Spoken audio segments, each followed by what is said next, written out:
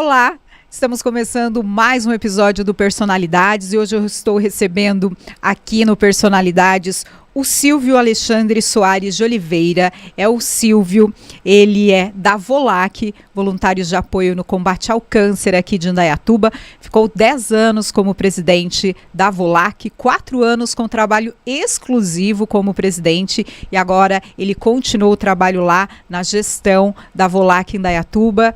Silvio, é um prazer te receber aqui no Personalidade, seja bem-vindo. Oi, Josi, eu que agradeço o convite de estar aqui, é sempre um prazer participar dos programas da Rádio Jornal e a gente fica muito feliz de estar aqui com você. Eu gosto muito de conversar com você, Silvio, e a gente estava conversando antes, né, do começo da gravação. Você não é de Indaiatuba, né, mas se considera um indaiatubano. Exatamente, eu mudei para Indaiatuba com 12 anos de idade, eu nasci em Santo André, mas até pelo tempo que eu estou em Indaiatuba, eu me considero mais indaiatubano do que andreense, né? Adoro a cidade de Indaiatuba. Você veio para cá com quantos anos? Eu tinha 12 anos quando eu mudei para cá. E qual foi o motivo da sua família escolher Indaiatuba para morar? Isso aconteceu em que contexto aí da sua família? Na verdade, foi quando meu pai foi transferido da Mercedes-Benz, ele trabalhava lá em São Bernardo, aí fizeram a fábrica aqui em Campinas, e ele foi transferido. E na época minha mãe foi primeiro em Campinas para conhecer, e aí ela não gostou assim, porque era uma cidade igual a Santo André, uma cidade grande, movimentada, e aí já tinham alguns amigos do meu pai morando aqui, e meu pai falou para ela, você quer ir até lá conhecer, né, ver? E quando ela chegou aqui, ela já se apaixonou pela cidade, e aí decidiu que era aqui que nós íamos morar. Aí viemos para cá, inicialmente só meus pais, eu e minhas irmãs, e aí depois foram vindo avós, tios, então hoje já boa parte da família mora aqui em Indaiatuba também. Quando vocês mudam para Indaiatuba, qual bairro foi escolhido pela família? Olha que coincidência, né, Josi? A gente foi morar no Jardim Pau Preto, e bem de frente com a casa da dona Joana Jolie, que também foi presidente da VOLAC por 20 anos e agora está de novo na presidência da VOLAC. Então vocês moraram ali no Jardim Pau Preto, qual a rua? A gente morava na rua Antônio Zopp. Antônio Zopp. E como foi essa mudança, né? Você ainda adolescente, começando a sua adolescência, vindo morar no interior, primeiro Campinas, depois para Indaiatuba. Como que era Indaiatuba quando você chegou aqui? Você tem lembranças, por exemplo, de como foram as suas primeiras relações aqui, de amizade, escola, onde você estudou? Como foi esse período chegando na cidade? Não, foi muito bom, né? Talvez até por ser uma criança, vamos dizer assim, a gente se adapta mais fácil, né? E aí já fiz várias relações ali no próprio quarteirão que a gente morava, tinha muitos adolescentes da mesma idade. Aí já fui estudar na escola Geraldo Enéas, que é na mesma rua, inclusive. Então também estreitei relações ali. Até o Cláudio aqui da Rádio Jornal foi um dos meus primeiros amigos. Ai, que legal! No Colégio Enéas, a gente estudou juntos lá. E aí foi criando esses laços, né? Indaiatuba era uma cidade bem pequena em relação ao que é hoje, né? E tudo isso facilitou, né? Então a gente foi criando esses laços, foi criando amizades e foi super fácil a adaptação em Indaiatuba. Silvio, em relação à sua família, qual é o nome do seu pai, sua mãe? Você tem irmãos? Conta aí um pouquinho da sua família. A minha família, meu pai chama Laerte, como eu disse, trabalhou na Mercedes-Benz por quase 30 anos. Aí depois se aposentou, ficou um tempo em casa, mas aí era jovem ainda, né, para estar aposentado.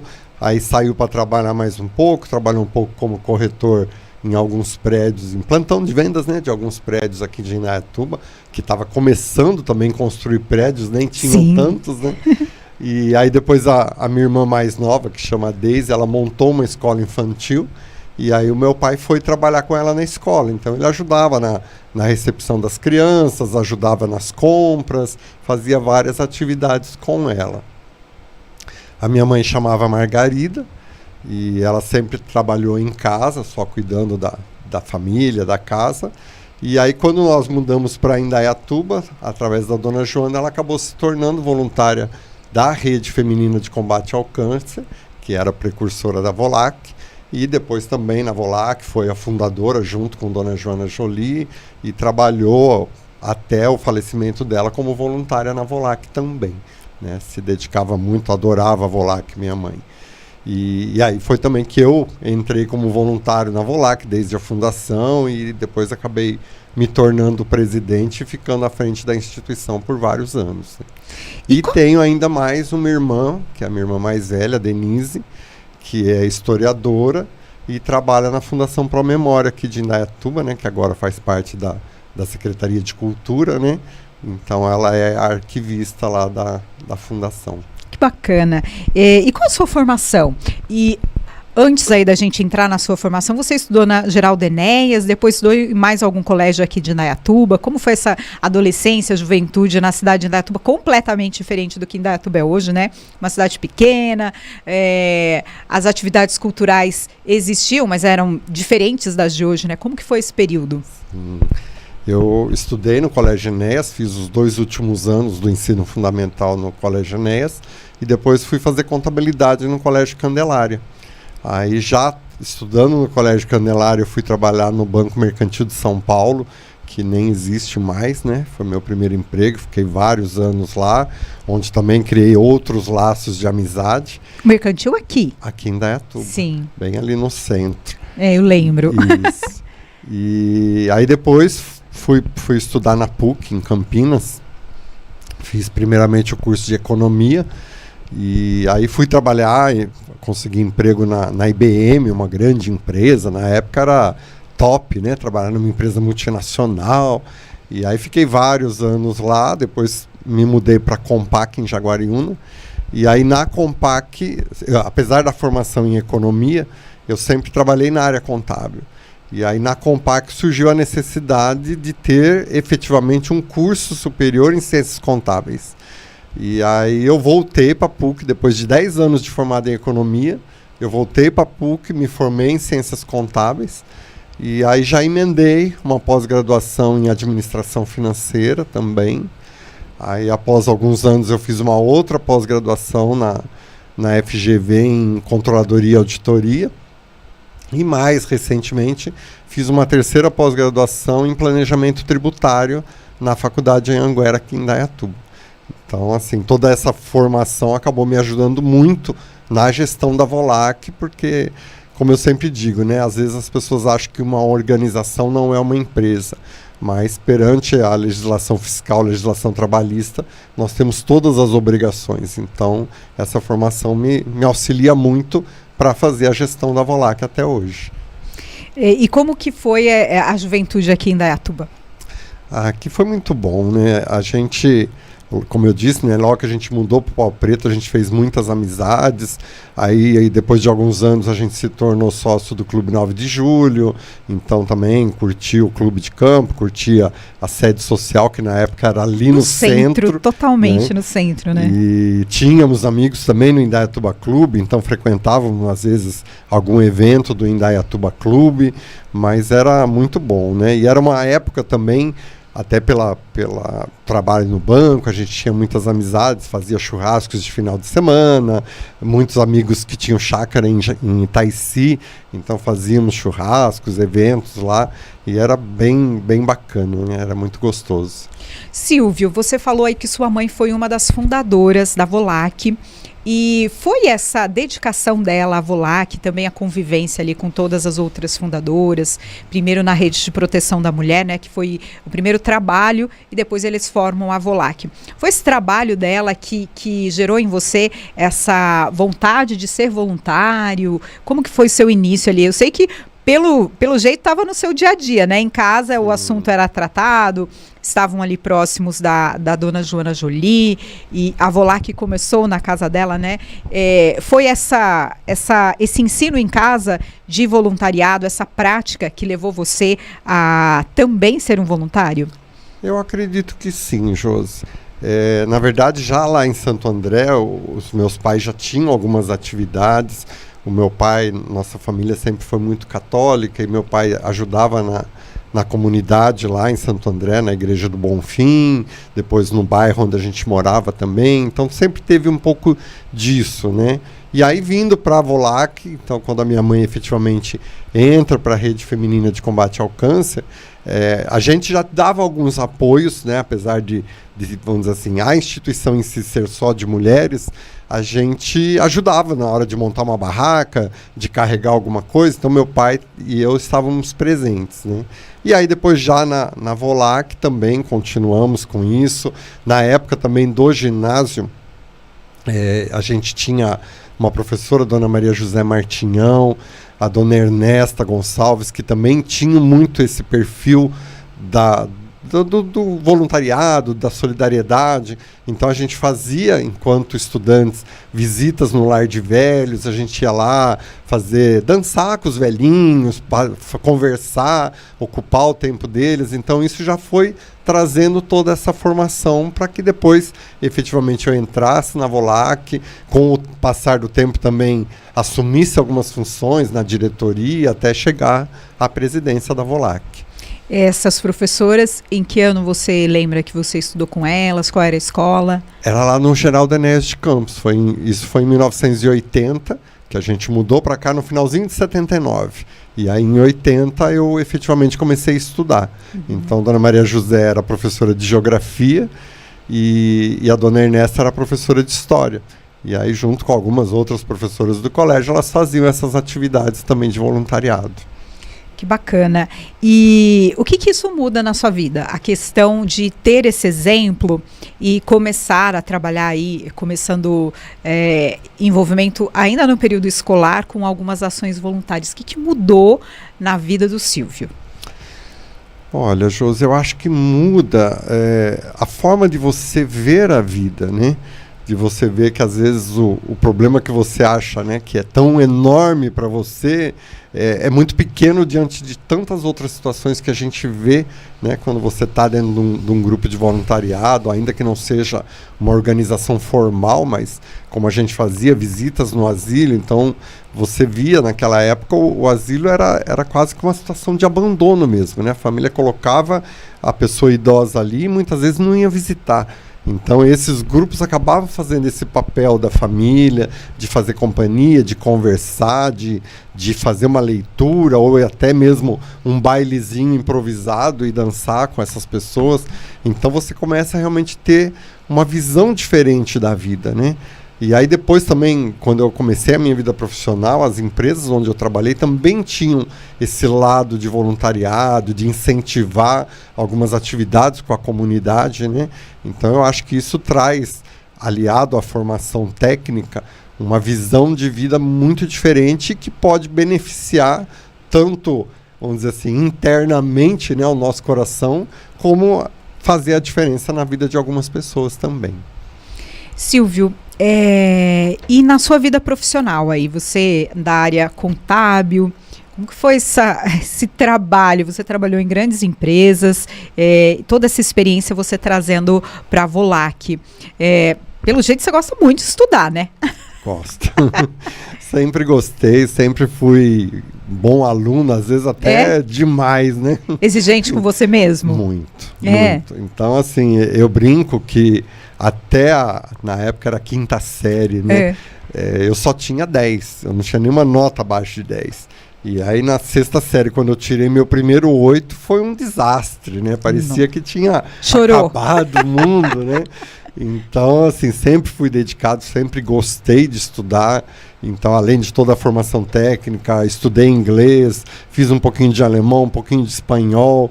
Então, assim, e curiosidade mesmo, né? Aí, quando efetivamente eu assumi algumas funções na diretoria da Volac, até antes de ser da diretoria, por um período eu fui o contador da Volac.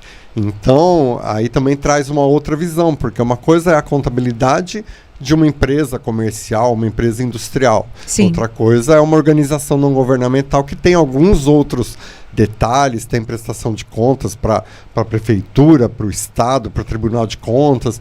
Então eu tive que buscar também esse conhecimento através da leitura, através de cursos, para poder realmente fazer frente a tudo aquilo que a instituição exigia, né?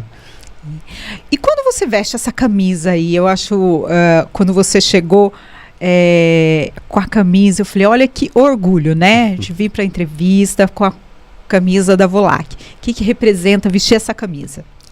É uma força muito grande, uma energia boa, né? Então até eu brinco que o meu guarda-roupa acho que tem mais camiseta da Volac do que outras roupas, né? Porque é o meu dia a dia e eu gosto, né? Como você disse, eu sinto orgulho de vestir essa camisa.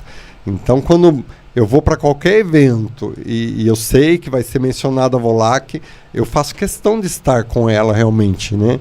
Às vezes até a gente faz algum evento, as pessoas mandam mensagem. Silvia, é para usar a camiseta da Volac?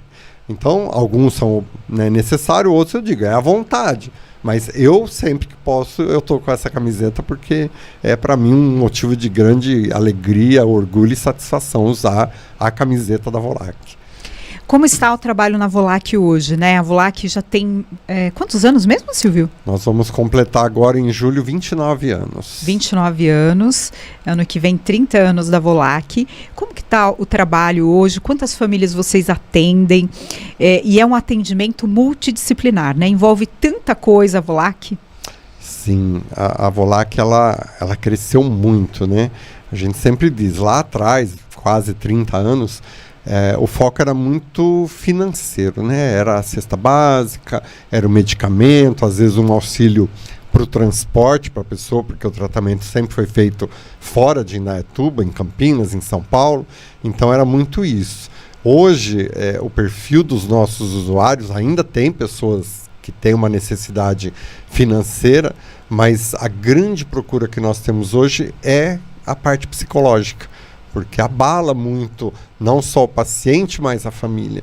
Então hoje nós estamos com cerca de 140 famílias sendo assistidas pela Volac, e alguns num nível mais, né, como eu disse, profundo, de cesta básica, de cesta de frutas e legumes, alguns medicamentos, outras apenas com a parte psicológica, mas nós temos também a parte de fisioterapia, de enfermagem, nutrição.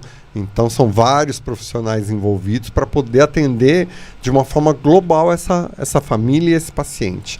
Porque, como a gente sempre diz, né, a gente não cuida da doença, a gente cuida da pessoa, né? Então é esse o que a gente tenta fazer. E a gente tem hoje também algumas oficinas lá. Então tem a oficina de dança, tem a oficina de costura criativa, tem a oficina de panificação. A gente chama panificação, mas na verdade são pães, doces, salgados, que essas famílias podem aprender tanto para uso próprio, como até para se transformar numa fonte de renda para a família, né? E aí, o que é bacana também, que a gente sente, alguns pacientes que já terminaram o tratamento, já estão bem, estão curados, continuam participando dessas atividades. Então, é também motivo de alegria para a gente, porque a gente fala, então essas pessoas, elas se sentem bem na Volac, elas querem continuar na Volac. Alguns se tornam voluntários. A gente teve eventos recentes em que a gente precisou de gente para trabalhar na barraca do pastel. A gente vendeu pães caseiros feitos na oficina e essas pessoas vão lá para ser voluntário nesse dia, trabalhar e estar junto com a Volac e poder, além de divulgar o trabalho, eu percebo que é até uma forma de retribuição pelo que a Volac faz. Eles querem também ajudar a Volac e eles se sentem bem lá, eles se sentem amparados. Isso para nós não tem preço, né? É muito gratificante sentir que as pessoas querem de alguma forma se manter ligados à Volac. E como você começou, como que veio a ideia de ser presidente? Você começou atuando aí como um voluntário e quando veio o convite, como que foi? Você prontamente aceitou, ficou com medo do desafio? Como que foi esse processo? E ficou 10 anos, né, como presidente? Isso. Na verdade, a dona Joana, ela ficou 19 anos à frente da Volac e em algum momento houve uma mudança na lei. Então, a gente tem aqui na Indaiatuba a FEAI, que é a Federação das Entidades Assistenciais, e a doutora Edith, que também era uma pessoa muito conhecida em Indaiatuba, advogada, e ela fez um primeiro entendimento dessa legislação e disse assim, olha, então as entidades não podem mais ter uma pessoa sendo eleita seguidamente, né? Então precisa mudar essa diretoria. E aí foi feita uma adaptação no Estatuto da VOLAC para que então essa norma, né, essa exigência da lei fosse atendida. E aí o que aconteceu? Então, diante disso, a dona Joana não poderia mais ser reeleita presidente. E as pessoas têm, vamos dizer assim, medo de assumir até talvez o peso do nome presidente, a responsabilidade, as pessoas não querem assumir. E aí nós já estamos assim às vésperas da eleição e não tinha candidato para a presidência. Então, né, nessa época eu era o contador da VOLAC e a dona Joana veio, conversou comigo e falou, não, a gente precisa de alguém. Ela falou, gostaria que você assumisse, eu vou te dar todo o apoio necessário. Eu trabalhava em São Paulo nessa época, então eu falava, dona Joana, mas é muito difícil, porque como que eu vou, estando tão distante, cuidar das coisas aqui? Ela falou, não, eu vou estar perto, eu vou estar junto, vou estar cuidando também. E aí realmente ninguém queria assumir e a gente coloca muito a causa à frente de tudo, né? Então falei, tá bom, vou assumir esse desafio, né? Então eu tinha já uma visão por ser contador, aí até falei para dona Joana, bom, então agora eu não posso mais ser contador, né? E ela, a dona Joana, ela é muito assim, ela não vê maldade nas coisas, então ela falou, não tem problema você continuar sendo contador. Eu falei, não, dona Joana, é até uma questão de transparência. Então eu vou ser o presidente, eu não posso fazer a contabilidade das contas que eu administro. Aí peguei um amigo meu, Marcos Artuso, que também a gente tem amizade aí de 30 anos, trabalhamos, mais de 30 na verdade, trabalhamos juntos no Banco Mercantil de São Paulo. E aí eu falei, Marcão, você vai ter que assumir a contabilidade da VOLAC para eu poder assumir a presidência. E aí foi dessa forma. Naquele momento eu pensava assim, vou ficar 2 anos como presidente, cumpro o meu mandato e depois eu saio da presidência. Aí passaram-se os 2 anos, não, mas você pode ser reeleito uma vez, então você assume. Tá bom, fui reeleito, fiquei mais 2 anos. Aí houve novamente por parte da FEAI uma nova orientação, dizendo assim, não, olha, aquela interpretação da lei estava errada e a gente pode continuar então tendo essas reeleições, né? Por um lado, eu particularmente sou contra, eu acho que precisa ter uma mudança até para que venham pessoas com ideias novas, com propostas novas. Mas, por outro lado, a gente sente, isso é comum na maioria das instituições, que as pessoas não querem assumir. Então aí foi que eu acabei, fui ficando, aí veio pandemia, complicou mais um pouco, e aí eu fiquei 10 anos à frente da VOLAC como presidente, e agora esse ano que então a gente decidiu fazer essa mudança estrutural dentro da VOLAC, aí eu passei a ser o gestor executivo e dona Joana reassumiu como presidente da VOLAC no alto dos seus 80 e poucos anos, com muita energia, muita determinação que eu falo, ela é o nosso exemplo, a nossa força, a nossa garra, e eu tenho uma admiração imensa por ela, né? Silvio, e como faz para dar conta de tudo? Durante 6 anos você foi presidente, trabalhava, não morava aqui em Indaiatuba, né? Como que faz para dar conta de uma entidade tão importante como a VOLAC, que faz tantos eventos anuais, né? São eventos importantes, que exigem muitos voluntários, muita dedicação, muita organização antes, né? Para que tudo ocorra bem. Como que você aí se vira nos 30, né? Na verdade, Josi, eu acho que o grande segredo é a equipe que a gente tem por trás, né? Porque a gente não faz nada sozinho. Você pode até orientar, tá ali à frente, mas tudo é um conjunto de ações, né? Então, a gente tinha, lógico, como eu disse, a dona Joana continuou ali atrás da minha função de presidente, outros voluntários que também estão, a gente tem algumas fundadoras da VOLAC que estão lá até hoje, atuantes, presentes. Que bacana. Então isso ajuda também bastante. Voluntários novos que se engajam à causa e assumem responsabilidades também. E lógico, a nossa equipe de funcionários, de profissionais que trabalham conosco, que dão todo esse suporte. Então, a gente tem assistência social, tivemos a Mirna, que ficou conosco acho que quase 10 anos, tivemos a Giane, que também ficou um período menor conosco por problemas pessoais, agora estamos com a Edilene já há 4 anos trabalhando conosco, então elas cuidam muito dessa parte, vamos dizer assim, do serviço em si, né? Aliado a isso, a gente tem toda a equipe técnica, como eu mencionei. Hoje nós estamos com 6 psicólogos, com nutricionista, fisioterapeuta, enfermeira. São muitas pessoas, as oficineiras que também ajudam. E temos os profissionais mesmo, CLTs, que estão lá. Tivemos a Roseli, que era assim, nosso braço direito, cuidava da administração. Infelizmente nos deixou no ano passado. E que também tinha ela não era, é o que eu sempre digo, nossos funcionários, eles não estão lá só pelo salário, né? A gente tem pessoas comprometidas com a causa, que nos ajudam, que estão dispostos, inclusive de final de semana, vai ter um evento, eu vou lá como voluntário. Então, a gente não precisa pagar a hora extra para eles irem lá, eles vão porque eles querem estar conosco. Então, tudo isso cria uma rede, uma energia que facilita o trabalho de quem está à frente como presidente, né? Então, por mais que, lógico, a responsabilidade final, a responsabilidade legal seja do presidente, o dia a dia é fundamental com todas essas pessoas à nossa volta, né? E voluntários, até brincadeira entre as outras instituições, que a gente fala, lá que é a que tem mais voluntários, é a que a gente vê mais pessoas presentes. Então, hoje a gente tem o nosso brechó, que é a maior fonte de renda da Volac. Nós temos uma equipe lá de cerca de 20 voluntárias que se revezam no dia que vende, no dia que organiza, na separação das doações. Então, quer dizer, é um trabalho realmente de equipe. É uma equipe muito grande, muito forte, muito coesa.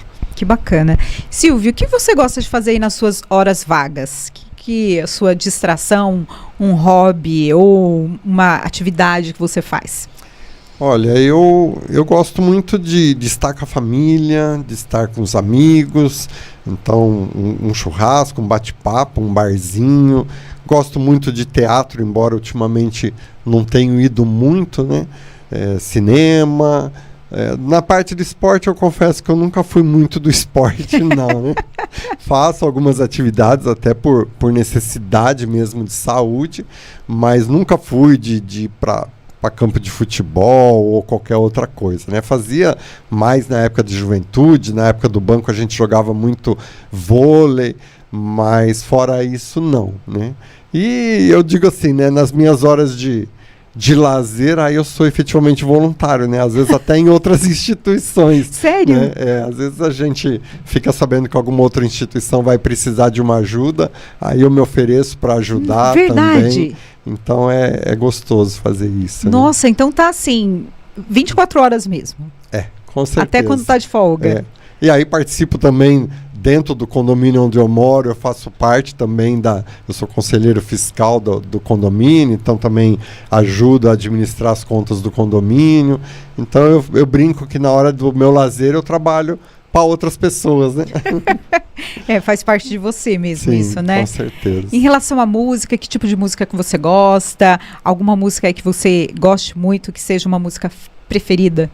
Olha, eu gosto muito, assim, eu sou bem eclético, na verdade, gosto de diversos tipos de música, mas o que eu curto muito é rock nacional, Legião, o Skank, que está encerrando carreira agora, sempre gostei muito, Paralamas, enfim, esse tipo de música sempre me agradou e que foi muito forte, né, na década de 80, 90, que era a minha época de juventude, né? Então isso marcou muito para mim, né? Gosto de música clássica, principalmente piano, adoro piano. Eu falo que é uma das coisas que eu ainda vou estudar piano, porque eu gosto muito, acho muito lindo. Então é esse tipo de coisa que me agrada, né? Que bacana. E não vou dizer também que não gosto, às vezes, de um sertanejo, de um pagode, de um samba, né? A minha mãe era muito ligada no sertanejo, então eu ia muito em shows com ela para não deixá-la sozinha.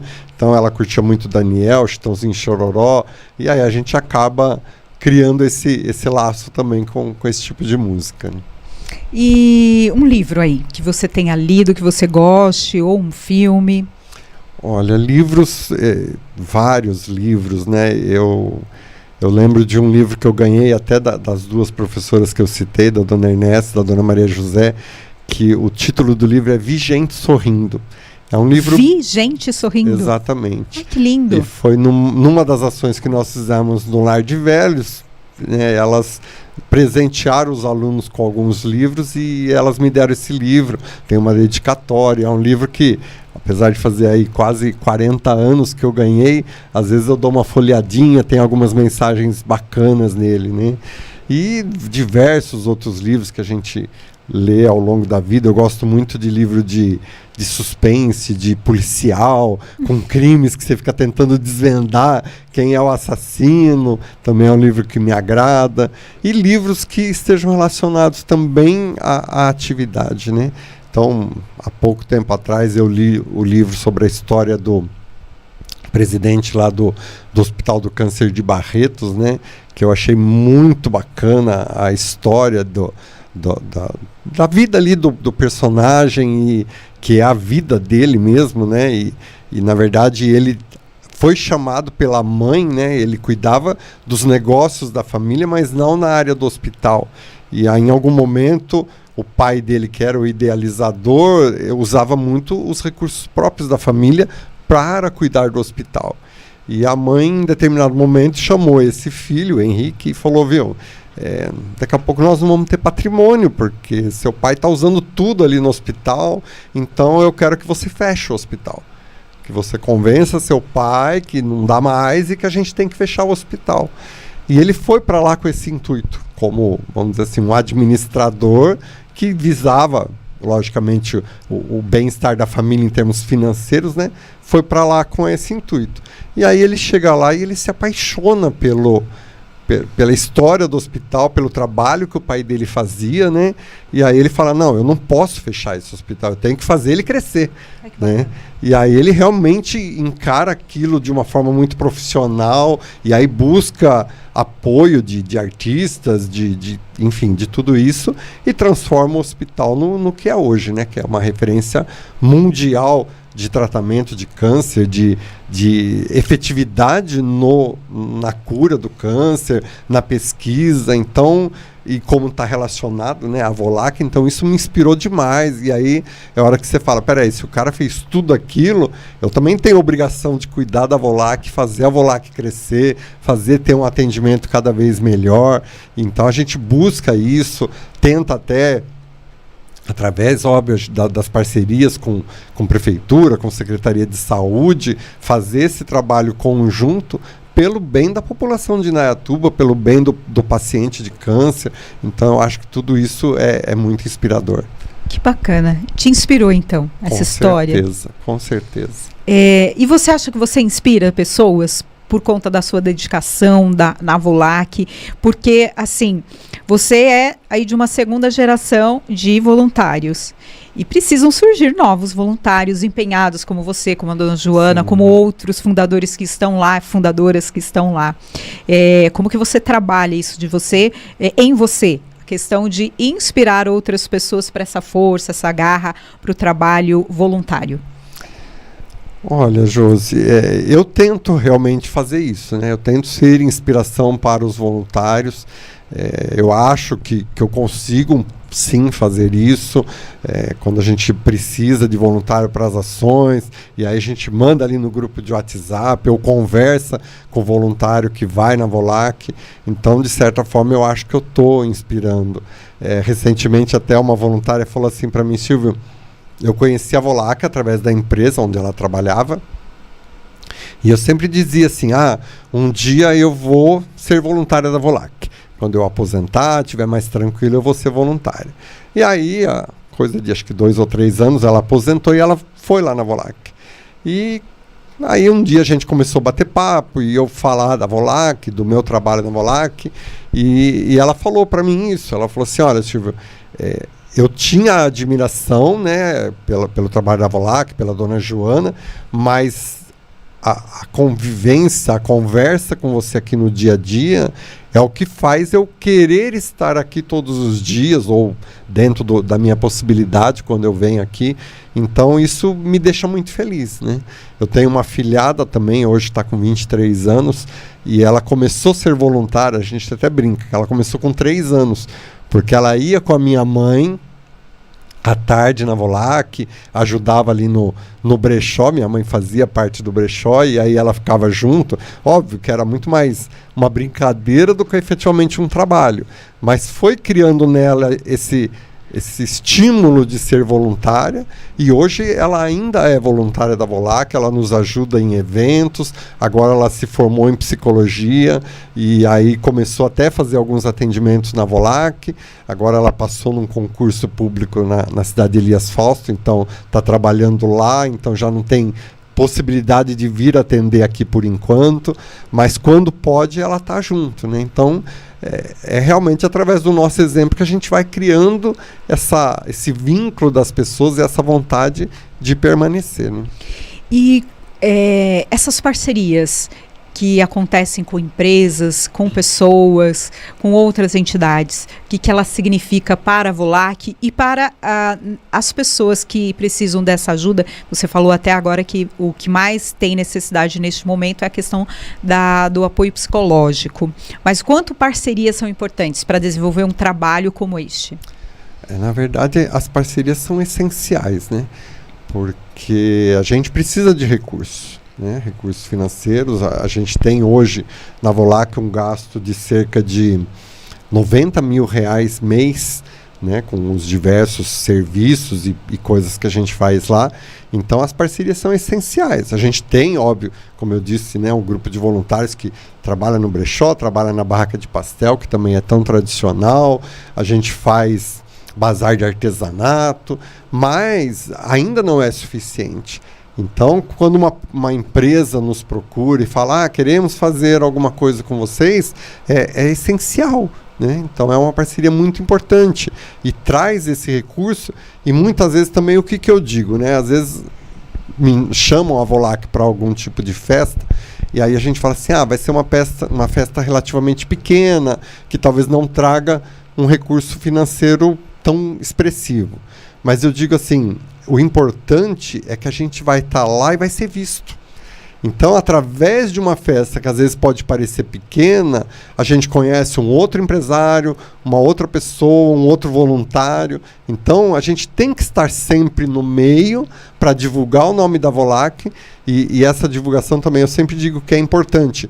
Tanto a divulgação no sentido de trazer mais recursos, de trazer mais parceiros, e também para que as pessoas saibam da existência da Volac no caso de precisar, né? Se a pessoa conhece algum amigo, alguém da família que está doente e fala assim, nossa, peraí, tem alguém que pode me dar esse apoio. Hoje a Volac tem um reconhecimento muito grande na região.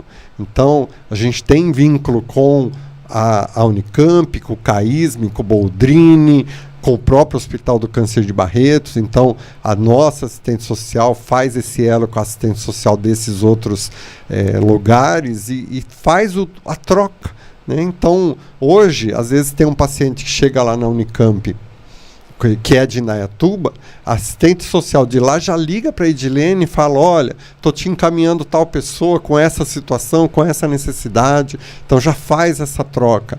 Da mesma forma, a gente está com uma situação meio crítica, vamos ligar lá no Hospital de Barretos e tentar agilizar uma consulta, um exame, alguma coisa. E aí isso só fortalece o trabalho e beneficia o paciente ou a família que está precisando daquilo, né? Então isso é essencial, né? E as parcerias, como eu disse, né, financeiramente também são importantes, né? Às vezes a gente faz um evento e isso traz outras coisas, né? E aí também a credibilidade, a transparência que a Volac conquistou ao longo desses anos faz com que grandes empresas nos procurem. Então, no final do ano passado, a gente fez, na festa de encerramento do ano da John Deere, eles nos chamaram para colocar o nosso pastel lá, né? Estavam outras instituições, estava Anjos de Pata, estava a PAI, né? Então, tem esse lado social que a empresa precisa também atuar, e aí, quando ela chama a Volac, é um motivo de orgulho para nós, que, poxa, uma John Deere chama a Volac, a Toyota já fez várias coisas conosco, a Agrivale, tantas outras, Torcetex, que é uma empresa que é parceira da Volac desde a fundação, sempre ajudou a Volac. Então, e tantas outras, até talvez seja indelicado da minha parte, porque eu não consigo citar todas, né? Congesa, que fez um evento canteiro solidário excelente para a Volac em termos financeiros também. Foi sábado passado, né? Foi, exatamente, dia 25.